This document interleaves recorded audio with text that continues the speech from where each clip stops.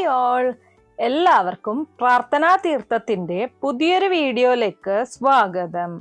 ഇന്ന് ഞാൻ പറയാൻ പോകുന്നത് വരാഹി ദേവിയെ കുറിച്ചും നമ്മളുടെ ആഗ്രഹങ്ങളെല്ലാം തന്നെ സാധിച്ചു തരുന്ന അപൂർവ മന്ത്രമായിട്ടുള്ള വരാഹി മന്ത്രത്തെക്കുറിച്ചുമാണ്. ഹൈന്ദവ ശാക്തേയ വിശ്വാസപ്രകാരം വരാഹ രൂപം പൂണ്ട സാക്ഷാൽ ആദിപരാശക്തിയാണ് വരാഹി അഥവാ വരാഹി ലക്ഷ്മി അല്ലെങ്കിൽ പഞ്ചമി ഭഗവതി എന്നറിയപ്പെടുന്നത്. സപ്തമാതാക്കളിലെ അഞ്ചാമത്തെ ഭഗവതിയാണ് വരാഹി ദേവി. കാട്ടുപന്നിയുടെ മുഖത്തോടു കൂടിയ ഈ ഭഗവതി പഞ്ചുരുളി, പന്നിമുഖി, വാർത്താളി, ദണ്ഡനാഥ, താന്ത്രിക ലക്ഷ്മി, അഷ്ടലക്ഷ്മി സ്വരൂപിണി, ദാരിദ്ര്യനാശിനി, സേനാനായിക, സമയേശ്വരി, പാതിരാ പഞ്ചമി, രാത്രി ഭഗവതി തുടങ്ങിയ വിവിധ പേരുകളിൽ അറിയപ്പെടുന്നു. വാരാഹി ദേവിയെ പ്രാർത്ഥിക്കുന്നത് അത്യുത്തമമാണ്. ദേവിയെ പൂർണ്ണ വിശ്വാസത്തോടെ ഭക്തിയോടെ പ്രാർത്ഥിച്ചു കഴിഞ്ഞാൽ അവരുടെ എല്ലാ ആഗ്രഹങ്ങളും ദേവി വളരെ പെട്ടെന്ന് സാധിച്ചു കൊടുക്കും എന്നാണ് വിശ്വാസം. ജീവിതത്തിൽ ഏത് തരത്തിലുള്ള പ്രശ്നങ്ങൾ നേരിടുന്നവരായാലും, അത് സാമ്പത്തികപരമായിട്ടായാലും, വിവാഹത്തിനുള്ള തടസ്സങ്ങളായാലും, അതുപോലെ തന്നെ ജോലിയിൽ നേരിടുന്ന ബുദ്ധിമുട്ടുകളായാലും, അങ്ങനെ നിങ്ങളുടെ ജീവിതത്തിൽ നിങ്ങൾ നേരിടുന്ന പ്രശ്നം എന്താണോ ആ ഒരു പ്രശ്നത്തിന് പരിഹാരം കാണാൻ വാരാഹി ദേവിയെ പ്രാർത്ഥിക്കുന്നത് വഴി സാധിക്കും. നിങ്ങളുടെ ബുദ്ധിമുട്ടുകൾ മാറ്റിത്തരിക എന്നതിലുപരി നിങ്ങളുടെ ജീവിതത്തിൽ മികച്ച നേട്ടങ്ങൾ ഉണ്ടാക്കി തരിക എന്നുള്ള ഒരു കാര്യം കൂടി വരാഹി ദേവിയെ പ്രാർത്ഥിക്കുന്നവരിൽ സംഭവിക്കും. ഏതൊരാളുടെയും ഏറ്റവും വലിയ ആഗ്രഹങ്ങളിൽ ഒന്ന് തന്നെയാണ് സ്വന്തമായിട്ടൊരൽപ്പം ഭൂമി ഉണ്ടാവുക, അതിലൊരു വീട് വയ്ക്കുക, തൻ്റേത് എന്ന് പറയാനായിട്ട് എന്തെങ്കിലുമൊക്കെ ഉണ്ടാവുക എന്നുള്ളതൊക്കെ. നിങ്ങളുടെ ഇങ്ങനെയുള്ള ആഗ്രഹങ്ങളൊക്കെയും തന്നെ വരാഹി ദേവി വളരെ പെട്ടെന്ന് തന്നെ ചുരുങ്ങിയ കാലയളവിൽ തന്നെ ആ ഒരു ആഗ്രഹം പൂർത്തീകരിച്ച് നൽകാൻ സഹായിക്കും. എന്നാൽ നമ്മൾ മറ്റ് ഈശ്വരന്മാരെ പ്രാർത്ഥിക്കുന്നത് പോലെയല്ല വാരാഹി ദേവിയെ പ്രാർത്ഥിക്കേണ്ടത്. കുറച്ചു പേർക്കെങ്കിലും അറിയാവുന്ന കാര്യമാണ്. വാരാഹി ദേവിയെ പ്രാർത്ഥിക്കുന്ന സമയത്ത്, പൂജകൾ ചെയ്യുന്ന സമയത്ത് ശ്രദ്ധിക്കേണ്ട ചില കാര്യങ്ങളുണ്ട്, ചെയ്യാൻ പാടില്ലാത്ത ചില കാര്യങ്ങളുണ്ട്, അതുപോലെ തന്നെ ചില ചിട്ടകൾ നോക്കേണ്ടതായിട്ടുണ്ട്. അപ്പോൾ ഇന്നത്തെ വീഡിയോയിൽ ഞാൻ പറയുന്നത്, നിങ്ങളുടെ ഏതൊരാഗ്രഹവും സാധിച്ചു കിട്ടുന്നതിനായിട്ട് നിങ്ങൾ വാരാഹി ദേവിയെ എങ്ങനെയാണ് പ്രാർത്ഥിക്കേണ്ടത്, എന്തൊക്കെ കാര്യങ്ങളാണ് ശ്രദ്ധിക്കേണ്ടത്, അപൂർവ വാരാഹി മന്ത്രം അത് എന്താണ്, അത് എങ്ങനെയാണ് ജപിക്കേണ്ടത്, ഈ കാര്യങ്ങളൊക്കെയും തന്നെ ഇന്നത്തെ വീഡിയോയിൽ ഡീറ്റെയിൽഡ് ആയിട്ട് പറയുന്നതായിരിക്കും. അപ്പോൾ വീഡിയോ മുഴുവനായിട്ടും കാണാൻ ശ്രമിക്കുക. വീഡിയോയിലേക്ക് കടക്കുന്നതിന് മുമ്പ് നിങ്ങൾ പുതിയതായിട്ടാണ് എൻ്റെ ചാനൽ കാണുന്നത് എന്നുണ്ടെങ്കിൽ ദയവേദി ചാനൽ ഒന്ന് സബ്സ്ക്രൈബ് ചെയ്യുക. തൊട്ടടുത്ത് തന്നെ ഒരു കുഞ്ഞു ബെല്ലൈക്കൺ ഉണ്ട്, അതോടൊന്ന് പ്രസ് ചെയ്യുക. അതിൽ ഓൾ എന്നുള്ള ഓപ്ഷൻ സെലക്ട് ചെയ്ത് കഴിഞ്ഞാൽ എൻ്റെ എല്ലാ വീഡിയോസിനും നിങ്ങൾക്ക് നോട്ടിഫിക്കേഷൻ കിട്ടുന്നതായിരിക്കും.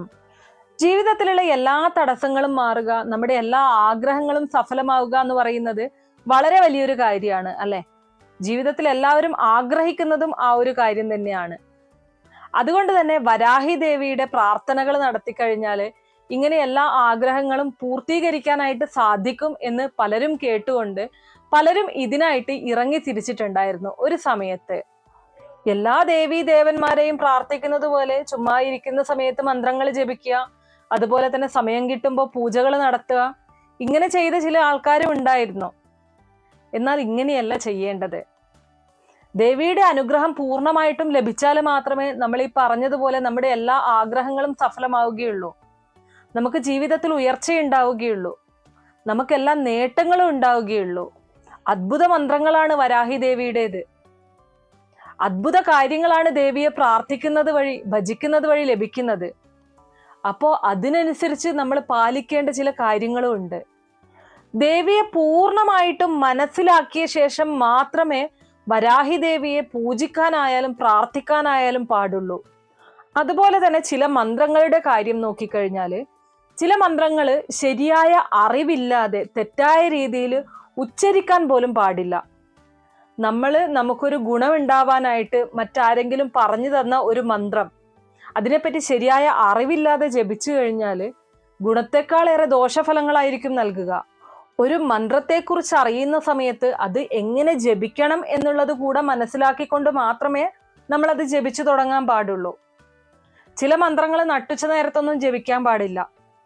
പക്ഷെ അറിയില്ല ഈ മന്ത്രം ജപിച്ചാൽ ഇന്ന ഫലം, എന്നാൽ സമയം കിട്ടുന്ന സമയത്തൊക്കെ ആ മന്ത്രം അങ്ങ് ജപിക്കാം. അങ്ങനെയല്ല. അതുകൊണ്ടാണ് ഞാൻ വീണ്ടും വീണ്ടും പറയുന്നത്, നമ്മൾ ഏത് മന്ത്രം ജപിക്കുന്ന സമയത്തും ഏത് മൂർത്തിയെ ആരാധിക്കുന്ന സമയത്തും ശരിയായിട്ടുള്ള അറിവോടുകൂടി വേണം ചെയ്യാനായിട്ട്. ഇല്ല എന്നുണ്ടെങ്കിൽ നിങ്ങൾക്ക് ഫലം ലഭിക്കില്ല. ചില മന്ത്രങ്ങൾ നമുക്ക് എങ്ങനെയും ജപിക്കാം, അതിന് ഒരു തടസ്സങ്ങളുമില്ല, ഒരു നിബന്ധനകളുമില്ല. ആ മന്ത്രം ജപിച്ചു കഴിഞ്ഞാൽ അതിൽ നിന്ന് നമുക്ക് നല്ല ഫലങ്ങൾ മാത്രമേ ലഭിക്കുള്ളൂ.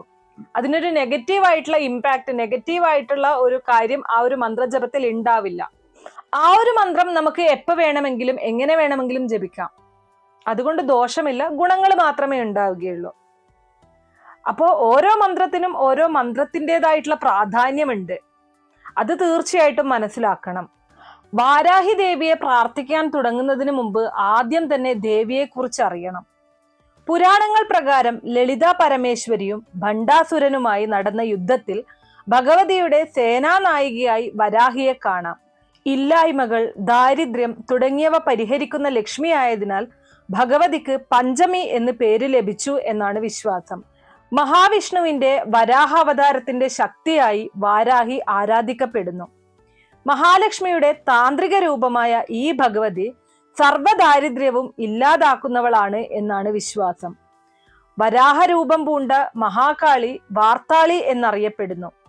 തെറ്റ് ചെയ്യുന്നവരെ ശിക്ഷിക്കുന്നവൾ എന്ന അർത്ഥത്തിൽ ദണ്ഡനാഥ എന്ന് വിളിക്കപ്പെടുന്നു.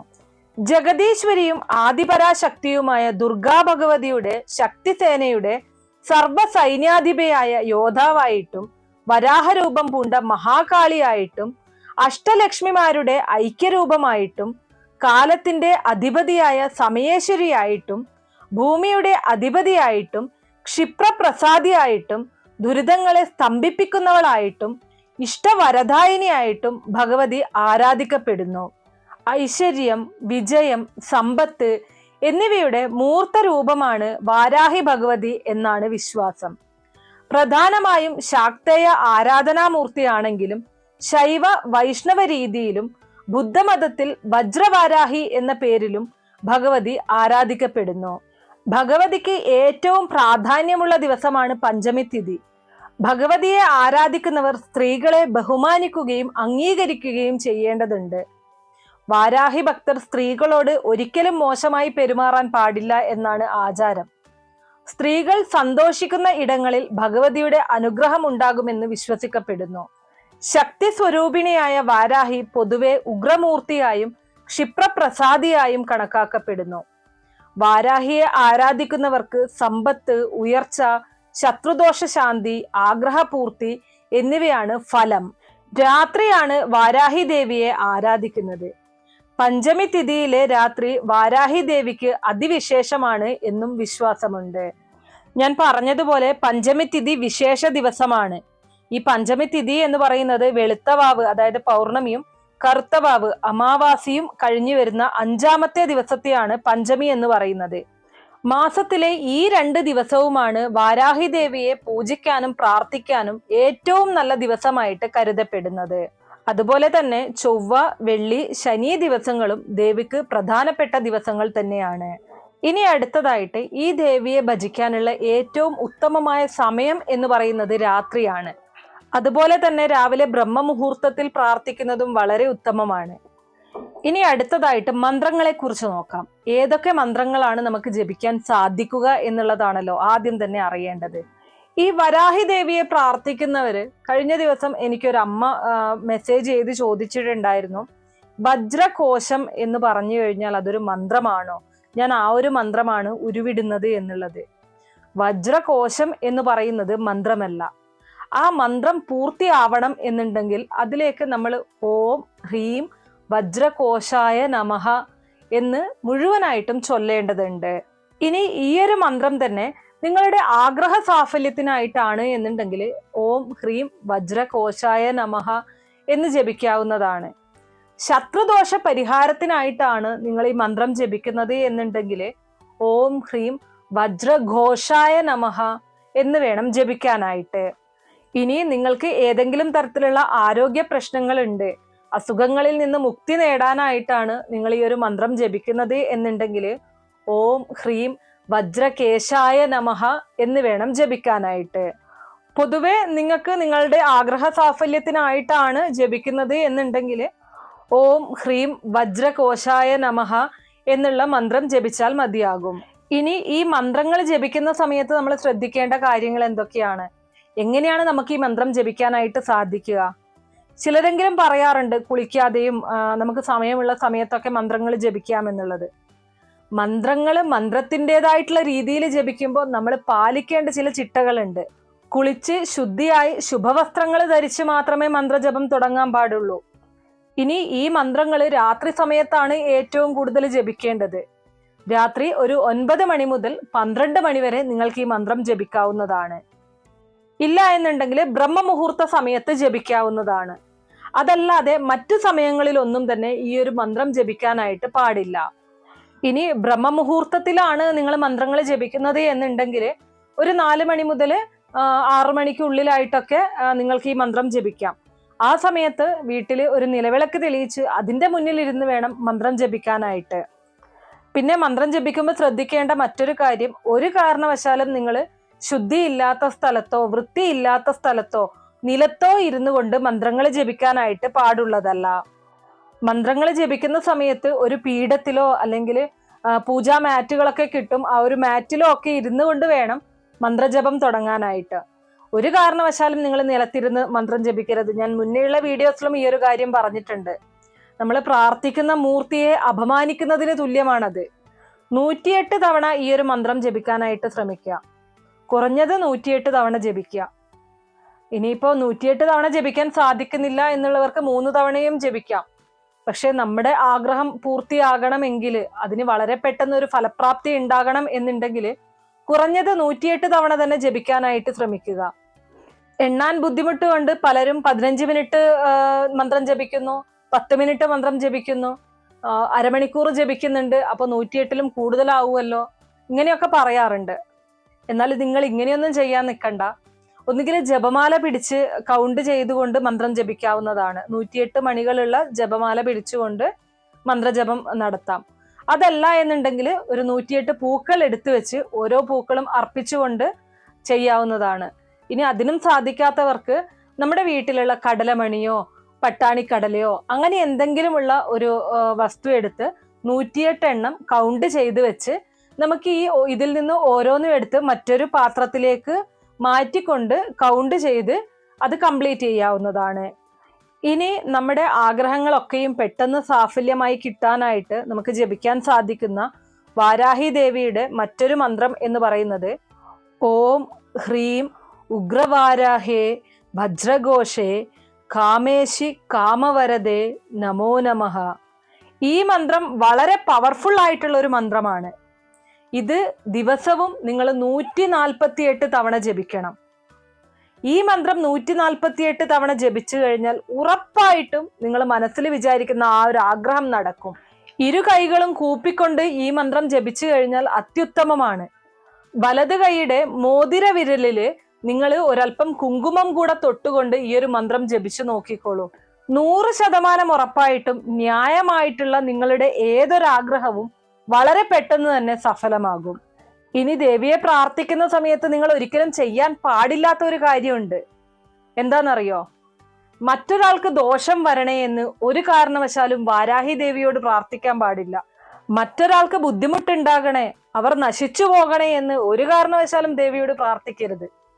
ഇങ്ങനെ പ്രാർത്ഥിച്ചു കഴിഞ്ഞാൽ അതിന്റെ ഫലം, ആ ഒരു പ്രാർത്ഥനയുടെ ഫലം വിപരീതമായിട്ട് നമ്മളിൽ തന്നെ വന്നു ഭവിക്കും. ഈ ഒരു കാര്യം വാരാഹി ദേവിയെ പ്രാർത്ഥിക്കുന്നവർ പ്രത്യേകം ശ്രദ്ധിക്കേണ്ടതാണ്. ഇനി അടുത്തത്, മന്ത്രങ്ങൾ ജപിക്കുന്ന സമയത്ത് പലർക്കുമുള്ള സംശയമായിരിക്കും മത്സ്യമാംസാദികൾ കഴിക്കാൻ പാടുണ്ടോ എന്നുള്ളത്. മന്ത്രം ജപിക്കുന്നതിന് 3 മണിക്കൂർ മുൻപോ 3 മണിക്കൂർ കഴിഞ്ഞോ മാത്രമേ മത്സ്യമാംസാദികൾ കഴിക്കാൻ പാടുള്ളൂ. പൂർണ്ണമായിട്ടും ഒഴിവാക്കേണ്ട ആവശ്യമില്ല. ഈ ഒരു 3 മണിക്കൂർ മുന്നെയോ 3 മണിക്കൂർ കഴിഞ്ഞോ മാത്രം കഴിക്കാനായിട്ട് ശ്രദ്ധിച്ചാൽ മതി. വിളക്കിന്റെ മുന്നിൽ ഇരുന്നു കൊണ്ട് ഈ മന്ത്രങ്ങൾ ജപിക്കുന്നതാണ് ഏറ്റവും ഉത്തമം. ഇനി അതിന് സാധിക്കുന്നില്ല എന്നുണ്ടെങ്കിൽ വൃത്തിയായിട്ടുള്ള മറ്റൊരു സ്ഥലത്ത് ഇരുന്നു കൊണ്ടും നിങ്ങൾക്ക് മന്ത്രം ജപിക്കാവുന്നതാണ്. അതിൽ തെറ്റില്ല. വിളക്ക് തെളിയിക്കാൻ സാധിക്കുന്നവർ തെളിയിച്ചാൽ മതി. എല്ലാവരും തന്നെ ബെഡ്റൂമിലൊന്നും ഇരുന്നു കൊണ്ട് മന്ത്രജപം നടത്താൻ പാടില്ല. അതിന് ശാന്തമായിട്ടുള്ള മറ്റൊരു സ്ഥലം നിങ്ങൾ തന്നെ തിരഞ്ഞെടുക്കുക. ഇനി ഞാൻ ചില മന്ത്രങ്ങളുടെ കാര്യം പറയുന്ന സമയത്ത് പലരും ചോദിക്കാറുണ്ട്, മനസ്സിൽ ജപിച്ചാൽ മതിയോ അല്ലെങ്കിൽ ഉറക്കെ ജപിക്കേണ്ട ആവശ്യമുണ്ടോ എന്നുള്ളത്. അത് നിങ്ങൾക്ക് എങ്ങനെയാണോ കംഫർട്ടബിൾ ആയിട്ട് തോന്നുന്നത് അതിനനുസരിച്ച് ചെയ്യാം. മനസ്സിൽ ജപിച്ചു കഴിഞ്ഞാലും നല്ലതാണ്, നിങ്ങൾ ഉറക്കെ ജപിച്ചു കഴിഞ്ഞാലും നല്ലതാണ്. അതിലൊന്നും അങ്ങനെ എടുത്തു പറയേണ്ടതായിട്ട് ശ്രദ്ധിക്കേണ്ടതായിട്ട് മറ്റു കാര്യങ്ങളൊന്നും തന്നെ ഇല്ല. നിങ്ങൾക്ക് എങ്ങനെയാണോ കംഫർട്ടബിൾ ആയിരിക്കുന്നത് അതുപോലെ ചെയ്യാവുന്നതാണ്. അപ്പൊ ഇത്രയേ ഉള്ളൂ ഇന്നത്തെ വീഡിയോ. പലർക്കും സംശയം ഉണ്ടായിരുന്ന ഒരു കാര്യമാണ്, വാരാഹി ദേവിയെ പ്രാർത്ഥിച്ചു കഴിഞ്ഞാൽ ഫലം ലഭിക്കുമോ, അല്ലെങ്കിൽ എങ്ങനെയാണ് പ്രാർത്ഥിക്കേണ്ടത് തുടങ്ങിയ കാര്യങ്ങളൊക്കെയും തന്നെ. തീർച്ചയായിട്ടും നിങ്ങൾ ശരിയായ രീതിയിൽ വാരാഹി ദേവിയെ പ്രാർത്ഥിച്ചു കഴിഞ്ഞാൽ വളരെ പെട്ടെന്ന് തന്നെ നിങ്ങൾക്ക് ഫലം ലഭിക്കും. വീഡിയോ കുറച്ചു പേർക്കെങ്കിലും ഉപകാരപ്രദമായി കാണും എന്ന് വിശ്വസിക്കുന്നു. ഇതുപോലുള്ള അറിവുകൾക്കായിട്ട് നമ്മുടെ ഈ ചാനൽ ഒന്ന് സബ്സ്ക്രൈബ് ചെയ്യുക. വീഡിയോ ഇഷ്ടമാവുകയാണെങ്കിൽ ലൈക്ക് ചെയ്യാനും ഷെയർ ചെയ്ത് മറ്റുള്ളവരിലേക്ക് എത്തിക്കാനും മറക്കരുത്. നിങ്ങൾക്ക് ഇനിയും എന്തെങ്കിലും തരത്തിലുള്ള സംശയങ്ങളോ അഭിപ്രായങ്ങളോ നിർദ്ദേശങ്ങളോ ഉണ്ടെങ്കിൽ കമന്റ് ബോക്സ് വഴി അറിയിക്കാവുന്നതാണ്. നന്ദി.